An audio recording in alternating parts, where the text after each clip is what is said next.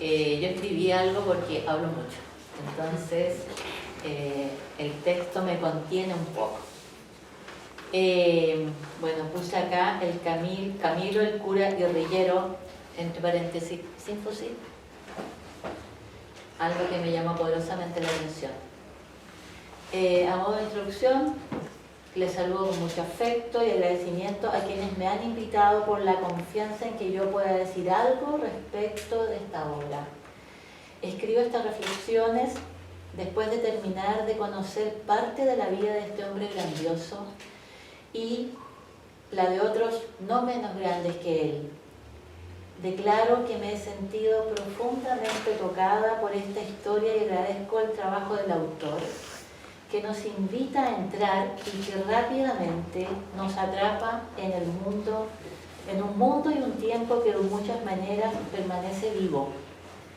Es imposible conocer su historia sin sentir una profunda tristeza por la pérdida de tantas vidas a lo ancho y a lo largo de toda la América y de que estas pérdidas sigan ocurriendo. Es inevitable recordar a Víctor Jara y a Daniel Biglietti, estamos, parece todos muy sincronizados, cantando en un grito profético, y el impacto en el arte que acompañó el proceso revolucionario de América Latina, que reconoció, tal vez antes que el mundo cristiano, que Camilo estaba vivo, resucitado en la lucha del pueblo, como después anunciara San Romero de América: resucitaré en la lucha del pueblo salvadoreño frente a la inminencia de su muerte. Y yo tenía los versos: donde cayó Camilo nació una cruz, pero no de madera sino de luz. Lo mataron cuando iba por un fusil, Camilo Torres muere para vivir. Cuentan que tras las balas se oyó una voz, era Dios que gritaba revolución. Lo clavaron con balas contra una cruz, lo llamaron bandido como a Jesús. Al mismo tiempo es una historia que habla de vida. Por ello también cantamos con Carlos Puebla: te canto porque estás vivo, Camilo, no porque hayas muerto. Por estas sincronicidades de la vida, aprendimos eso, ¿no? Que no existen casualidades sino sincronicidades. Durante la lectura de este texto de Camilo Torres Restrepo, para hacer presente a su madre, gran mujer, me encontré de nuevo con la película sobre el Che Guevara, y esta vez me llegan de un modo distinto sus palabras frente a los combatientes poco antes de su muerte sobre el ser revolucionario como la forma más desarrollada de ser un humano, aquel que da la vida y se entrega por los demás. Volver a su memoria, su encarcelamiento, asesinato, la exposición de su cuerpo inerte como un trofeo de guerra. Su final.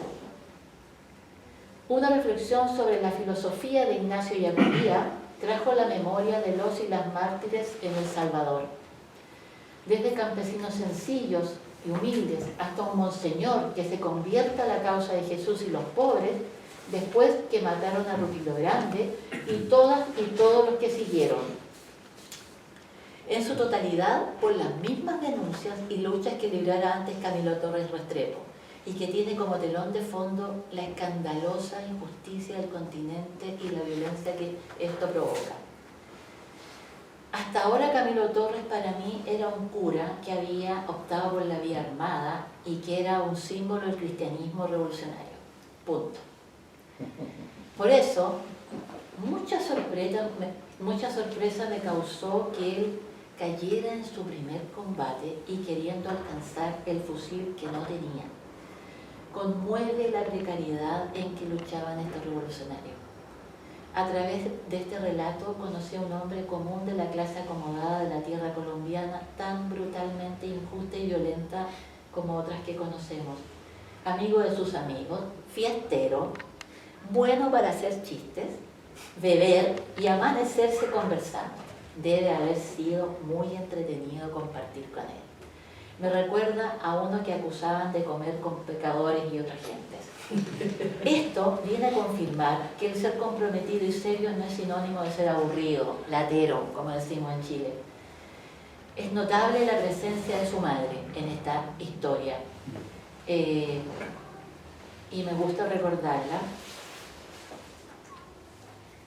Isabel Restrepo y su amiga y compañera de luchas Gutiemi Olivieri, no sé si se lee así, pero que jugarán en su vida un rol importante en su formación y compromiso.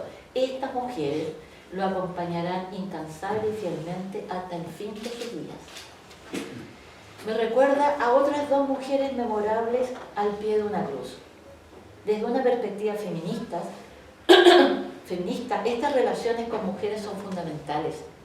No son casuales ni marginales. No son solo su cable a tierra, sino también sus confidentes y las compañeras de lucha que sostienen su causa. El texto, muy bien fundamentado, se ve por la cantidad de citas y documentos históricos que contienen las notas, nos muestra la situación de miseria y violencia creciente en que viven millones de campesinos empobrecidos, asesinados tras innumerables conspiraciones de los grupos que se apoderan de sus tierras y de todo lo que produce, quitando y mermando la vida de todas las formas posibles. Es escandaloso y como que a cada rato hay como que parar para... Es que es una violencia y una naturalización de la violencia y de personas que mueren por cientos que como que no se puede quedar quieta frente a eso. En muchos pasajes estas historias hacen hervir la sangre, realmente. Es en esta situación de máximo despojo que surge el compromiso revolucionario, sin duda animado por la Revolución Cubana, pero Colombia no es Cuba. Nos da a conocer a Camilo como un ser humano en permanente transformación que por un movimiento personal íntimo y profundo logra ir rompiendo los círculos que han condicionado su vida. Un poco lo que decía Álvaro, ¿no? Su familia profundamente anticlerical. Eso lo miro y te miro. Sus amistades de clase, la cultura del seminario junto a todas las prohibiciones y anatemas, y muy especialmente el peso con mayúscula de la jerarquía eclesial. Como contrapeso a esto, las experiencias de liberación que compartió con la gente del mundo. El sufrimiento, el despojo inhumano de la gente sencilla y su clamor por la justicia y la incipiente vida religiosa inserta en las barriadas del mundo. Su vida muestra la permanente tensión que se le impone como cura comprometido con la causa de los pobres por el dualismo que por siglos ha dividido al mundo cristiano entre lo que es sagrado y lo que es profano, como si los que acusan no estuvieran también comprometidos con un proyecto político y económico. Lo valioso y esperanzador es que su fuerza espiritual y su testimonio radical en juntar estos dos mundos aparentemente divididos y en oposición desde las fuentes de su fe, se veía que él se apartaba para tener su tiempo para rezar, para contemplar, y que eso era parte fundamental de su lucha. Y su estudio y trabajo desde las ciencias sociales. Sin embargo, es el testimonio radical y definitivo de Jesús de Nazaret, su práctica y espiritualidad profundamente humanizadora y por ello divinizadora, lo que anima su compromiso hasta la muerte. Y es lo que lo lleva a desprenderse poco a poco de sus privilegios y símbolos de poder, hacerse uno con los demás. Aquí me gustaría decir que yo creo que eso fue posible por lo menos tres cosas que quiero distinguir. La primera era su libertad de conciencia. Yo creo que en este momento en que vivimos no es casual hablar de la posibilidad de elegir en conciencia. Justamente en el caso de él, ser capaz en conciencia de desobedecer la jerarquía que era su peso mayor y entendiéndolo como una persona que tiene el deber de obedecer, votos de obediencia a cierta jerarquía. Yo creo que es esa libertad de conciencia, es decir, que sentir que lo sagrado o Dios habla a través de esa conciencia y no de un mandato, lo que le permite finalmente dar un salto y romper el ese estereotipo de cura que tiene que obedecer y que en ese en esa obediencia, es servir. Entonces, romper ese estereotipo es algo que es insoportable para la jerarquía. La otra cuestión que me parece muy importante y que le permite hacer eso es la renuncia a la seducción del poder. Es decir, cuando él empieza a radicalizarse, la manera que tenían de seducirlo era mandarlo al doctorado a Lovaina, que fuera por favor rápido, o un puesto en la curia, o el prestigio de la universidad, decir, la libertad para decidir en conciencia le permite esa libertad para plantearse frente al poder patriarcal que tiene todo el peso posible en una estructura religiosa. Y por otra parte, que se lo repite mucho en el texto, es que él elegir, optar desde un lugar, desde un territorio que sea la montaña, la universidad con los estudiantes que están denunciando o los trabajadores o las barriadas, según él, era lo único que le permitía mantener el compromiso.